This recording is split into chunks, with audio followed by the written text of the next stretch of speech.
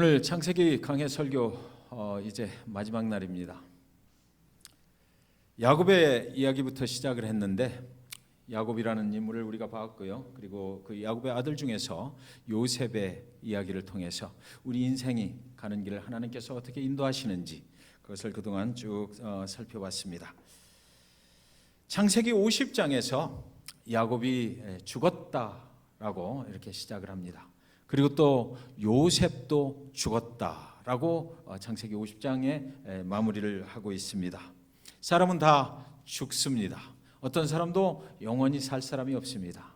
창세기 1장 1절에 태초에 하나님이 천지를 창조하시니라. 그리고 나서 인간이 창조되고, 그러나 그 모든 인간들은 하나님 안에서 영원히 살 수 있게 지어졌지만, 그러나 하나님을 거역하는 순간부터 죽음이라는 한계를 가진 그런 생명을 이 땅에서 살 수밖에 없게 되었습니다.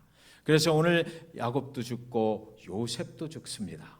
그래서 창세기 50장 맨 마지막에는 이렇게 사람의 죽음으로 끝이 나고 있습니다. 인간에게는 모두 죽는 날이 있다는 것입니다. 우리의 생명의 길의 주인이 그럼에도 불구하고 하나님이신데, 이 죽음은 영원한 죽음이 아니고 이제 예수 그리스도를 통해서 우리는 영원한 생명의 길로 옮겨가는 것이다 라고 말하고 있는 것이죠. 태어나는 날이 있고 죽는 날이 있습니다. 그것을 하나님이 알고 계시고 하나님이 계획하셨고 하나님께서 인도하고 계신 것이에요. 오늘 본문의 구조를 보면 좀 특이한 구조를 가지고 있습니다.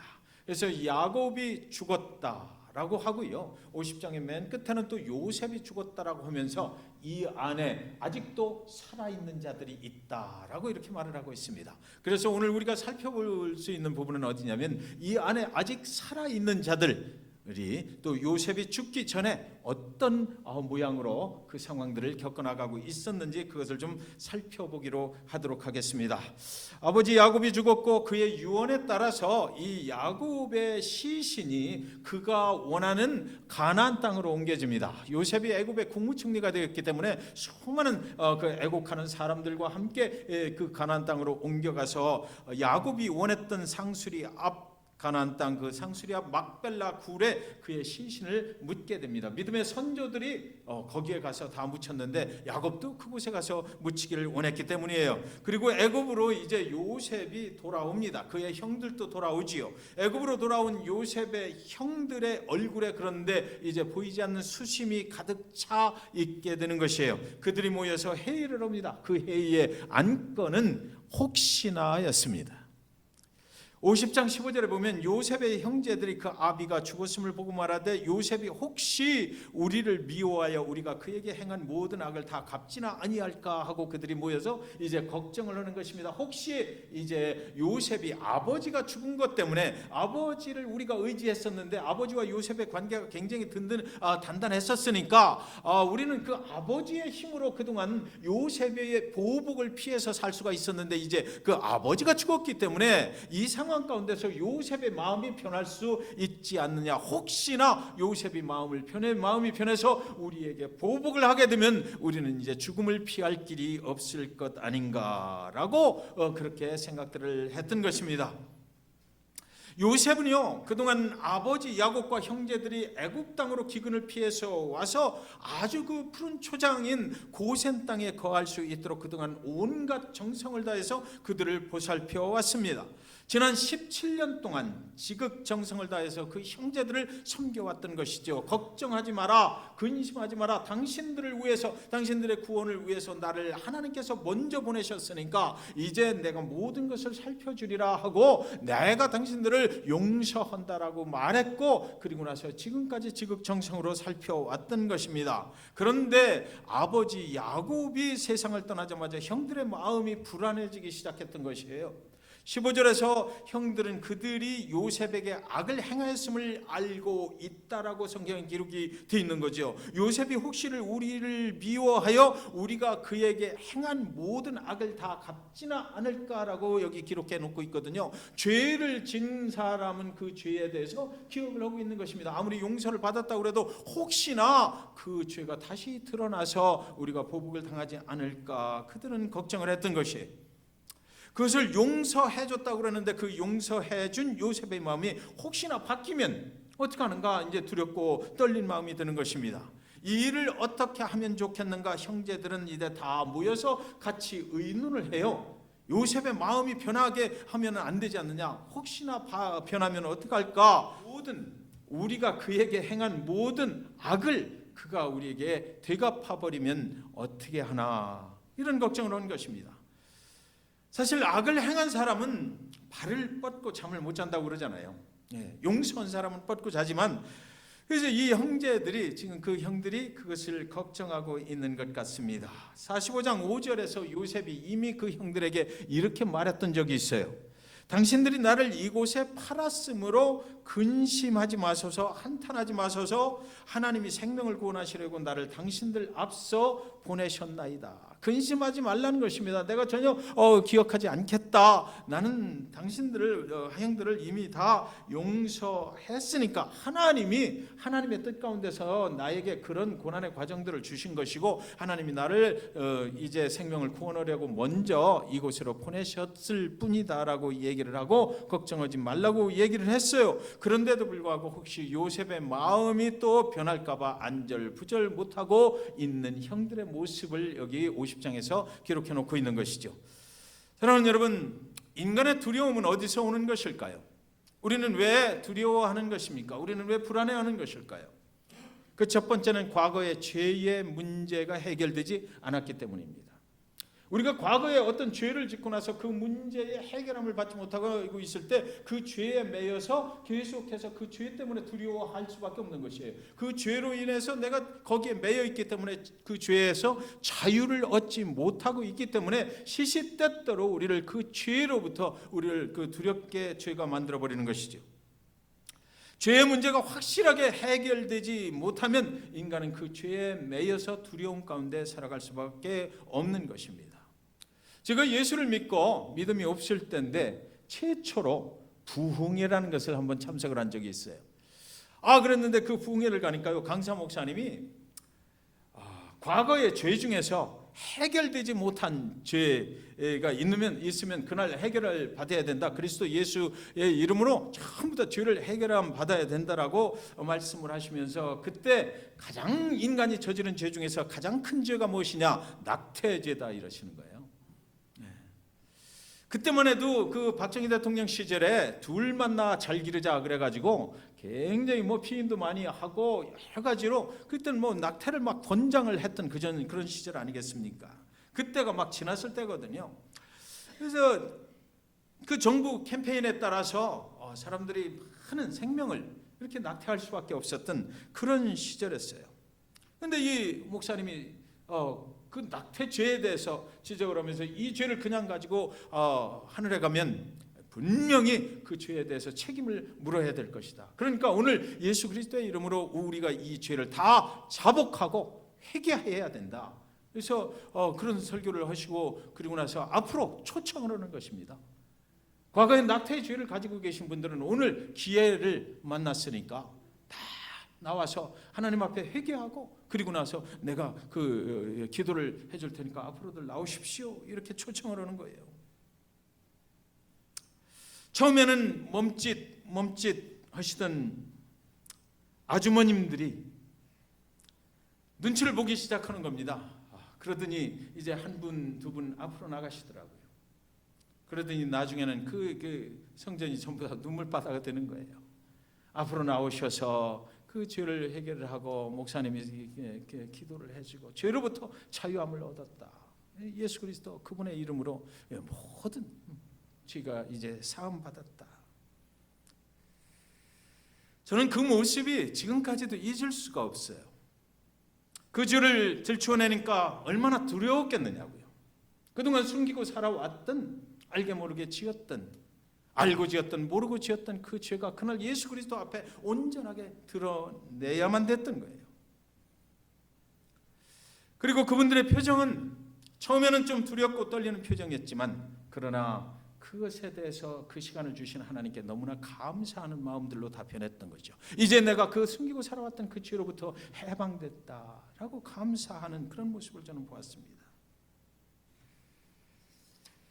형들이 그동안 아버지 야곱이 살아 계셨을 때는 아버지 야곱과 요셉의 관계가 아주 특별한 그런 사랑의 관계이니까 형들은 아버지 야곱을 믿었어요. 아버지가 살아 계실 때는 아무 요셉과의 관계에 문제가 생기지 않을 것이라고 믿었습니다.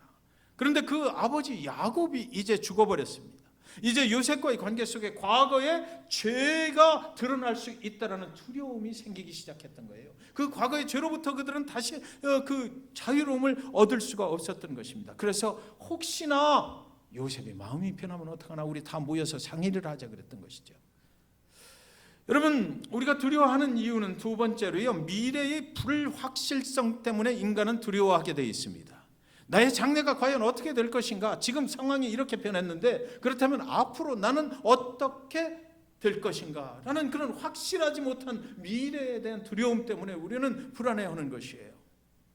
우리의 죄로 인해서 앞으로 요셉이 보복을 해올 가능성이 있지 않겠는가? 아직 일어나진 않았지만 그러나 이렇게 가다가 요셉이 갑자기 우리를 보복하게 되면 어떡하나라는 두려움이 그들에게 있었던 것입니다. 그의 마음이 변해서 우리의 죄를 들추어내고 보복을 해온다면 우리는 꼼짝없이 죽게 될 것이다라는 것이죠.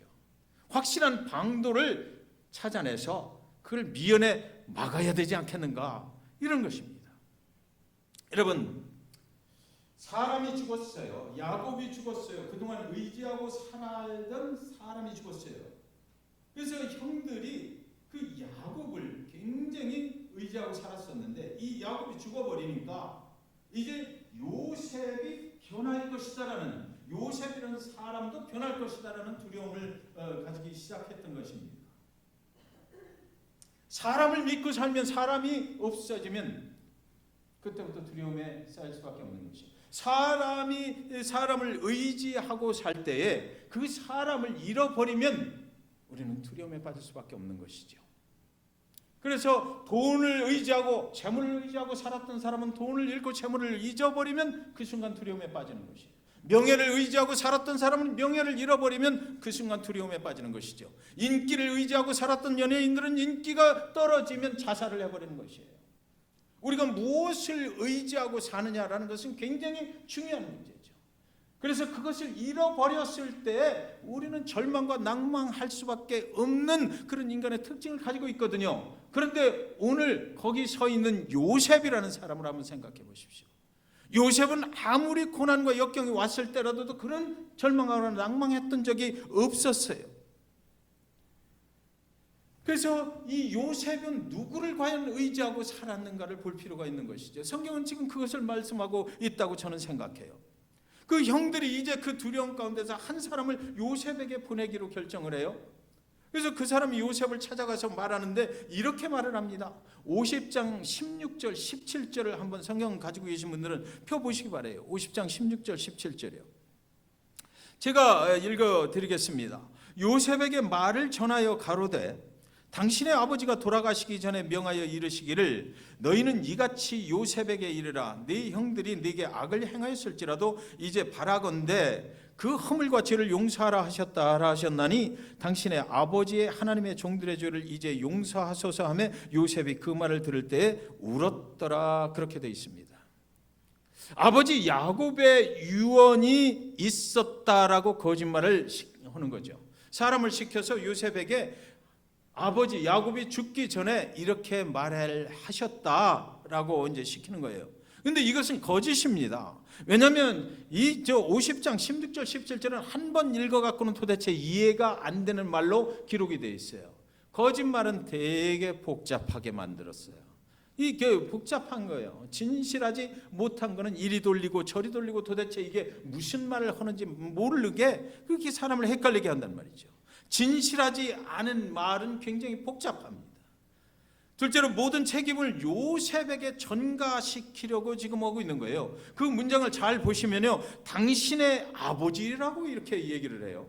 당신의 아버지가 그래요. 지금 관계가 어떤 관계입니까? 형들하고 요셉 사이에 벌어지는 일이잖아요. 그런데 당신의 아버지를 통해서 뭐가 어떻게 이렇게 됐다라고 얘기를 해요. 그러니까 형들은 딱 빠져서 제3자의 입장에 서서 야곱과 요셉의 관계 속에 마치 무슨 문제가 있었던 것처럼 밀어붙여 버리는 거죠. 요셉이 마치 뭔가를 잘못한 것처럼 당신이 야곱과 당신의 아버지와 당신 사이에 벌어졌던 어떤 일에 문제가 생길 것처럼 막 이렇게 협박적으로 이야기를 하고 있는 것을 우리가 볼 수 있어요. 요셉이 이 아버지의 유언을 듣지 아니하면 요셉 네 책임이 크다라고 마치 협박을 하고 있는 것만 같습니다. 그리고 또 이것은 말도 안 되는 소리인 것이 분명한 것이요. 아버지 야곱과 요셉이 얼마나 아끼고 사랑하는 사이였는데 아버지가 그 말을 왜 요셉에게 직접 하지 형들에게만 했겠어요? 그렇잖아요. 아버지 야곱이 사랑하는 아들 요셉과 굉장히 가깝게 지냈잖아요. 그렇다면 죽기 전에 유언을 남길 것이 있으면 요셉에게 하지 왜 그 형들한테 요셉이 없는 데서 하겠느냐고요. 여러분, 저는 이런 경우를 굉장히 많이 봐요. 우리 신앙생활 현실 속에서 벌어지는 일입니다. 누군가가 와서 나에게 얘기를 해요. 당신의 아들이 저주받게 됐다라고 얘기를 하는 거죠. 누군가가 저한테 와서 내가 기도를 많이 하는 사람인데 당신은 앞으로 저주를 받게 돼 있으니까 신앙생활 제대로 하시오 라고 얘기를 한다는 거예요. 그렇다면 여러분, 하나님은 그 내 이야기를, 내 아들의 이야기를 그 사람을 통해서 하실까? 나는 예수 그리스도를 믿는 사람이고 그리스도를 통해서 하나님을 아버지라 부를 수 있는 하나님의 자녀가 됐고 하나님과 나 사이의 신앙생활을 해나가고 있는 거잖아요. 근데 어떤 알지도 못하는 사람이 어느 날 느닷없이 우리 집에 찾아와서 내가 당신을 위해서 기도하는데 당신이 저주받을 것이라고 이 얘기를 한단 말이죠. 그때 여러분은 어떻게 대응을 하십니까? 그 사람 앞에 헌금 봉투를 내들고 나를 위해서 축복 기도를 해주세요 이렇게 하시나요? 절대로 여러분 여기에 속아넘는 거 하면 안 돼요. 하나님께서는 나에게 관계되는 것은 나에게 얘기를 하시지 다른 사람을 통해서 얘기하지 않으세요. 그렇기 때문에 예수 그리스도 그분을 통해서 우리가 구원받고 하나님의 자녀가 됐기 때문에 하나님께서 나에게 하실 말씀이 있으면 나에게 직접 얘기하시지 여러분 자신의 이야기를 저한테만 하시는 분이 아니라는 거죠. 목사를 통해서 여러분의 이야기를 하시지 않아요. 만약에 그렇게 하신다면은 저한테도 얘기를 하시고 집사님한테도 직접 얘기를 하셔야 되는 거죠. 그러니까 그런 경우가 벌어지면 누군가가 와서 영적이다라는 사람이 와가지고 그런 소리를 우리 집에 와서 하면 뭐라고 얘기하셔야 돼요? 아니 그럼 왜 하나님이 나한테 왜 얘기를 안 하셨지? 이렇게 답변을 하셔야 돼요. 하나님이 나한테 직접 얘기를 하시지 왜 나한테는 얘기를 안 하시는데? 그렇죠? 지금 요셉의 그 형들이 사람을 보내서 엉뚱한 소리를 하는 거 아니에요? 그러면 하나님이 요셉한테 직접 왜 얘기를 안 하셔요? 야곱이 왜 직접 얘기를 안 하시냐? 안 했겠어요. 분명하게 요셉한테 얘기를 했어야 되는 거죠. 이것은 그러니까 순전히 자기들이 두려우니까 꾸며낸 거짓말인 거예요. 그래서 이 말씀 끝에 뭐라고 되어 있냐면 이 말을 듣는 중에 요셉은 울었다 이렇게 되어 있는 것입니다. 왜 울었을까요? 요셉은 이 말을 듣고 그런 생각이 들었을까요? 17년 전에 이미 형들을 만났을 때 이미 다 용서를 베풀고 걱정하지 말라 근심하지 말라 이렇게 얘기를 했거든요. 그런데도 불구하고 형들은 자기를 안 믿어줘요. 내가 그렇게 얘기를 했는데 내가 형들 때문에 그렇게 고난과 순환을 받으면서 지금까지 살아와서 지금 와서 보니까 형들을 만나게 하셨고 그분이 하나님이 전부 다 하신 일이고 하나님께서 나를 통해서 생명을 구원하시려고 그렇게 하셨다. 그래서 내가 형들을 용서하고 절대로 근심하지 마시고 나를 믿으시라고 그동안 그렇게 얘기를 하고 수도 없이 그 고센 땅을 드나들면서 그들의 정착을 도와줬고 그들의 삶을 도와줬는데도 불구하고 상황이 조금 바뀌어버리니까 형들이 왜 나를 안 믿는 거야. 만약에 요셉이 창세기 나온 요셉이 우리는 이야기하기를 예수 그리스도의 표상이라고 그렇게 이야기를 하는데 그렇다면 저와 여러분의 삶 속에서도 예수 그리스도 그분을 통해서 우리가 죄사함 받고 모든 죄로부터 해방되는데 그럼에도 불구하고 왜 예수를 안 믿고 두려워하느냐라는 질문이 우리에게 지금 이 성경 본문을 통해서 전해지고 있는 것이에요. 예수 그리스도 그분께서 희생하시고 그 생명을 주시기까지 우리를 사랑하셨는데도 불구하고 왜 우리는 예수 그리스도 그분을 못 믿고 완전하게 그분에게 의지하지 못하고 우리는 두려워하며 불안해하며 떨고 있는가라는 거죠. 요셉은 그래서 그런 거예요. 섭섭한 거야. 그렇게 형들을 위해서 그 모든 그 상황 속에서 그 고난을 했던 것 그런 거 다 잊어버리고 형들을 그렇게 도와주고 했는데 그런데 아직도 그를 믿지 못하는 형들의 그 혹시나 하는 그 의심 때문에 울었던 것입니다. 형제들로부터 의심받는다는 것이 얼마나 서운한 일이냐고요. 우리도 그렇잖아요. 우리끼리도 믿지 못하고 의심해요. 우리도 그래요. 예수 그리스도 그분을 통해서 우리는 서로 믿을 수 있으면 좋겠어요. 우리 믿는 성도들 다 함께 믿는 거예요. 믿는 거예요. 의심하지 말고. 사랑하는 여러분, 창세기 50장은 두 사람의 모습을 지금 보여주고 있습니다. 한 사람은 사람을 의지하는 사람입니다. 형들이 그래요. 형들은 아버지를 의지했어요. 세상을 의지하고 살았던 것입니다. 재물을 의지했을 것이고 그들이 살아가는 땅을 의지했을 것입니다. 그것을 잃어버릴까 봐 또 요셉을 생각할 때 이 사람을 믿음의 사람으로 인정하지 않았던 것이에요. 그러니까 이 사람이 변해서 이제 아버지가 죽어버리니까 요셉도 변할 것이다. 사람으로 본 것입니다. 하나님의 사람으로 본 것이 아니라 사람이 자기들이 생각하는 선에서 그 사람으로 본 것이에요.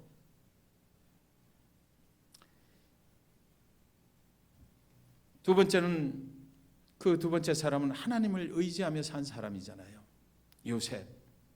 요셉은 그 수많은 고난 속에서 견딜 수 있었던 것은요, 그가 하나님을 의지했기 때문이에요. 다른 말로 표현을 할 수가 없어요. 노예로 살 때, 보디발의 집에서 종으로 살 때, 감옥에 있을 때 그가 의지하고 산 것은 하나님뿐이었어요. 하나님밖에는 의지할 수가 없었을 거예요. 그래서 다른 사람들이 요셉을 보고 하나님이 함께하는 자다, 하나님이 저의 삶을 형통하게 만들고 있구나라고 다른 사람들이 그를 인정해 줄 정도로 그는 하나님만 의지하고 살았던 사람입니다. 그런데 오늘 형들이 요셉의 믿음에 상처를 내고 있는 것이에요. 그리고 또 형들이 이제 요셉을 직접 찾아옵니다. 50장 18절에 보면 그 형들이 또 친히 와서 요셉의 앞에 엎드려 가로되 우리는 당신의 종이니이다 이래요. 그들이 와서 엎드려서 우리는 당신의 종이니이다. 왜 자꾸 형들은 요셉아 형이야 라고 말을 하지 않는 것일까요? 요셉아 우리는 한 형제들이야 라고 말하지 않고 왜 당신이라고 부르는 것일까요? 거리를 두고 적당한 거리에서 이야기를 하고 있는 것입니다. 사실 사랑하는 여러분, 우리가 창세기를 그동안 보면서 여러분 생각이 어떠세요? 사실 형들과 요셉 사이에서 그죠? 위로받아야 될 사람은 사실 누굽니까? 요셉이잖아요. 그들은 요셉의 형이에요. 그리고 형들 때문에 그동안 수많은 고난을 치료해야 했고, 그런데 정녕 위로를 받아야 될 그 요셉은 형들을 위로하느라고 애쓰고 있고, 형들은 요셉을 위로할 생각을 않고 계속해서 요셉한테 자기의 유익만 어떻게 취하려고 지금 하고 있는 것 아니냐고요. 우리가 잘못했다, 그동안 얼마나 타향해서 고생했느냐 라고 그렇게 말을 해야 되잖아요. 요셉은 우는 거예요. 그래서 자기가 아무리 하나님을 의지하고 산다고 그래도 여러분이 요셉이었다라고 한번 생각해 보십시오. 오랜만에 형들을 만났어. 내가 아무리 신앙이 좋아도요, 그 형들을 하나님의 마음으로 용서하고 나는 하나님을 믿는 사람이기 때문에 나는 용서할 거야 라고 용서해 줬는데도 형들은 자기를 의심하고 제일 좋은 땅으로 주고 거기 가서 살펴주고 그렇게 도와주는데도 불구하고 형들은 계속해서 자기를 위로해 주는 것이 아니라 자기들만을 위해서 살아가라고 그럴 때 그 요셉의 마음이 얼마나 안타까웠을까 생각이 드는 것입니다. 50장 20절은 말합니다. 형들은 나를 헤아려 하였으나 요셉도 또 당신들은 이래 버립니다. 지금. 당신들은 나를 헤아려 하였으나 하나님은 그것을 선으로 바꾸사 오늘과 같이 만민의 생명을 구원하게 하시려 하셨나니. 요셉이 말하는 단어 중에 바꾸사 그래요. 하나님이 바꾸셨다는 것입니다. 자, 이 말이 무슨 말이냐면요, 형들 더 이상 나를 의심하지 마세요 라고 분명하게 말을 하는 것인데 나도 보복하고 싶어요 라는 거죠. 나도 보복하고 싶었어요. 형들을 보는 순간 그동안 형들 때문에 내가 당했던 그 고난의 여정들이 다 기억났고 어떻게 하면 형들을 내가 보복할 수 있을 거라고 하고 싶었어요. 그런데 하나님께서 그 마음을 선으로 바꿔주셨습니다. 하나님이 바꿔주셨어요. 그러니까 내가 바꾼 것이 아니고 나는 할 수 없었으나 하나님께서 그 마음을 바꿔주셔서 이제 형들을 용서하겠다. 그러니까 만능의 왕이시오 전능하신 하나님께서 나의 마음을 바꿔주셨으니까 더 이상 의심하지 마십시오. 형들과 나 사이에 하나님이 계시다는 것입니다. 여러분, 저와 여러분이 누군가로부터 상처를 입었을 때 그것을 보복하고 싶잖아요. 그 마음을 바꿔주실 수 있는 분은 하나님이시죠. 우리가 할 수 없어요. 그 하나님께서 우리의 마음을 바꿔주시면 우리는 용서하는 것입니다. 그러니까 사랑하는 여러분, 내가 어떻게 하나님을 대신하랴 요셉이 말하거든요. 심판자는 하나님이시라는 것입니다. 우리가 심판할 수 없어요. 그 사람이 나에게 많은 고난을 줬다 하더라도 그들을 심판하실 분은 하나님이시지 내가 하는 게 아니라고요. 그러니까 우리는 그런 마음이 들 때 어떻게 해야 돼? 하나님께 맡기는 거죠. 네. 내가 보복하려고 들면 안 돼요. 하나님께 맡기고 우리는 오히려 나는 예수 그리스도의 그 은혜의 풍성함을 따라서 그들을 용서할 수 있어야 된다고요. 사랑하는 여러분, 은혜가 사람의 마음을 바꾸는 것이에요. 그것을 우리는 은혜라고 불러요. 하나님의 은혜를 입으면 사람은 바뀌게 되어 있습니다. 저는 오늘 저와 여러분이 예수님이 우리를 위해서 죽으신 그 사랑의 은혜가 충만하시길 바랍니다. 은혜 입은 자와 다웃게 살았으면 좋겠어요.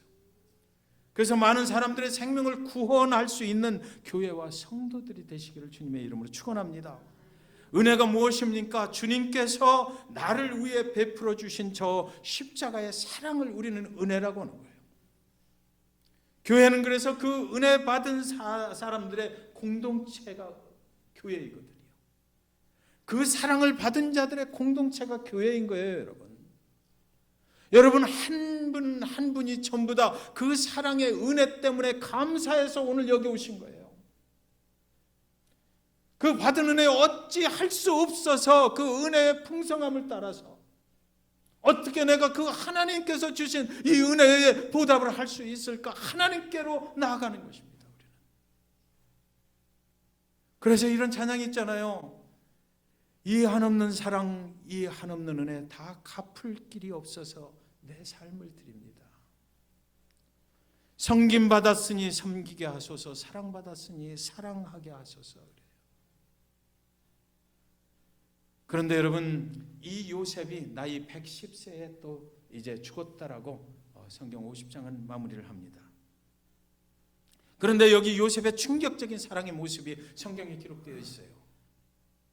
제가 그것을 다 읽어드리지는 않고 설명을 드리겠습니다. 야곱은요, 자기가 죽으면 그 자기의 시신을 갖다가 막벨라 풀 가나안 땅으로 옮겨주라, 하나님의 약속의 땅으로 가서 나는 묻혀야 되겠다고 그래서 요셉이 그것을 다 했습니다.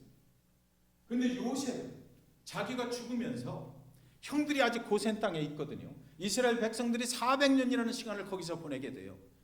그럴 때 요셉은 뭐라고 그러냐면 나는 이제 죽는다. 내가 죽으면 내 시신을 여기다가 그냥 묻었다가 400년 후에 너희가 이곳에서 나갈 때 내 해골을 가지고 나가라.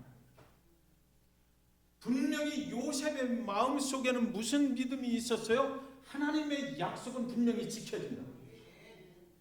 그것이 400년이 될지 500년이 될지 1000년이 될지는 몰라도 하나님께서 우리를 가나안 그 축복의 약속의 땅으로 인도하신다라고 분명히 하셨으니까 내가 죽은 이후에 그 일은 분명히 일어날 것이다. 그러니까 형들 여기 애굽 땅 우상을 섬기는 나라에서 살게 될 때 내가 죽으면 더 어려울 거야. 그러니까 나를 지금 갖다 그 땅에 묻지 말고 내가 여기 형들과 함께 있을게 한 거예요. 내가 여기 죽지만 이 땅에서 내가 그대로 여기 있을게. 형들과 함께 있을 테니까 걱정하지 마.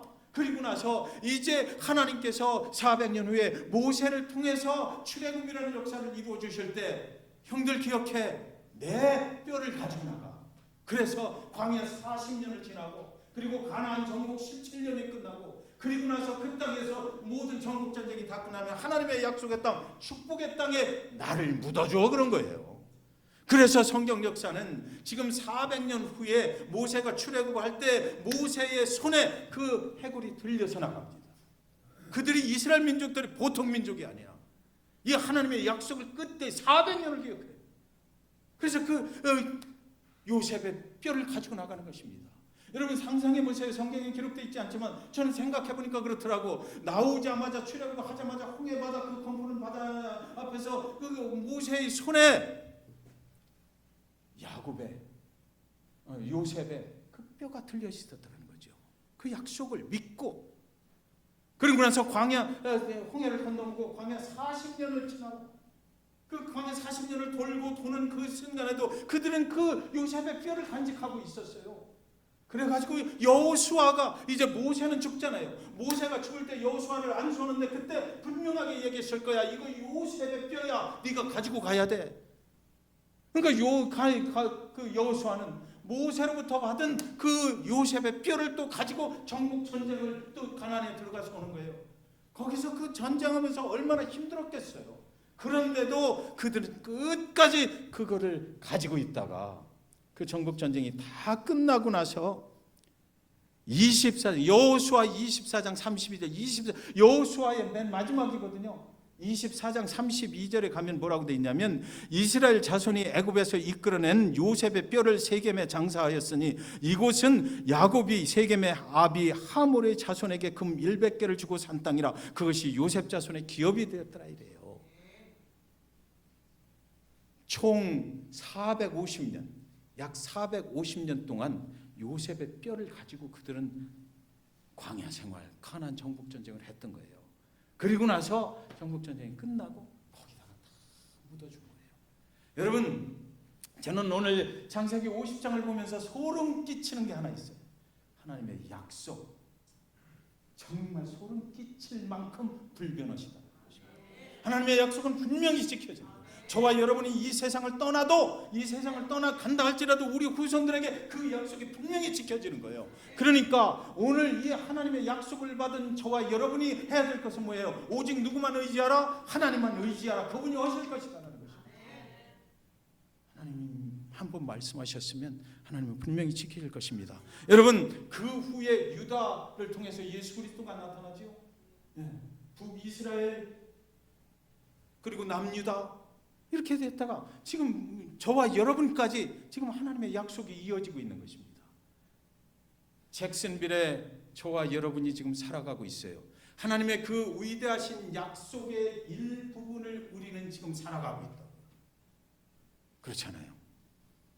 하나님의 약속이 계속해서 예수 그리스도 나타난다고 하셔서 그 인류를 구원하신다고 하셨고 그리고 또 우리는 그 예수 그리스도를 믿고 지금 구원의 그 온 인류를 구원으로 인도하시는 그 하나님의 약속의 방법 속에 한 툴로서 저와 여러분이 지금 잭슨빌 이 땅 잭슨빌 중앙침례교회의 성도로서 섬기고 있다는 것이죠. 우리에게는 그 사명이 있는 거예요. 모세가 여호수아에게 그 요셉의 뼈를 주었던 것과 마찬가지로 우리에게는 하나님의 약속이 증거되고 그래서 오늘 여기 있는 거 아닙니까? 그 위대하신 하나님의 뜻을 이루어가는 한 영혼으로서 오늘 우리는 70년, 80년을 이 땅에서 사는 것입니다. 우리는 나를 위해서 사는 것이 아니에요. 하나님의 약속을 이루는 한 부분의 사람으로 우리는 살고 있다고요. 데이빗 리빙스턴, 영국에서 아프리카로 선교를 갔던 사람이거든요. 이 사람이 아프리카에서 60세 죽게 돼요. 질병에 걸려가지고. 그런데 이때 그의 가까운 친구가 뭐라고 그러냐면 이 시신을 영국으로 옮겨가면 안 된다. 왜? 그의 심장은 하나님의 부르심에 따라서 이 아프리카에 묻어야 된다. 그래서 그의 시신을 아프리카에 묻어요. 영국에서는 장례식만 해요. 사랑하는 여러분, 우리는 하나님의 부르심 가운데 살아가고 있거든요. 이 잭슨빌에 온 거 하나님의 부르심 가운데 있는 것입니다. 우리의 심장은 어디에 묻히기를 원하십니까? 저와 여러분이 하나님의 약속을 이루는 한 부분에서 우리의 인생을 70년이요 80년이요 90년을 산다고 그러면 그 하나님의 부르심은 우리의 심장이 어디에 묻히기를 원할까요? 하나님의 약속의 땅, 여러분의 약속의 땅은 어디예요? 저와 여러분이 그 하나님의 약속을 이루어가는 한 부분에 세워진 사람이라는 것을 분명히 기억하시고 하나님을 위해서 충성하시는, 그래서 하나님의 약속이 나를 통해서 이루어지는 것을 내 세대가 아니라도 우리 후손들이 분명히 볼 수 있도록 그런 복된 인생 사시기를 주님의 이름으로 간절히 축원드립니다.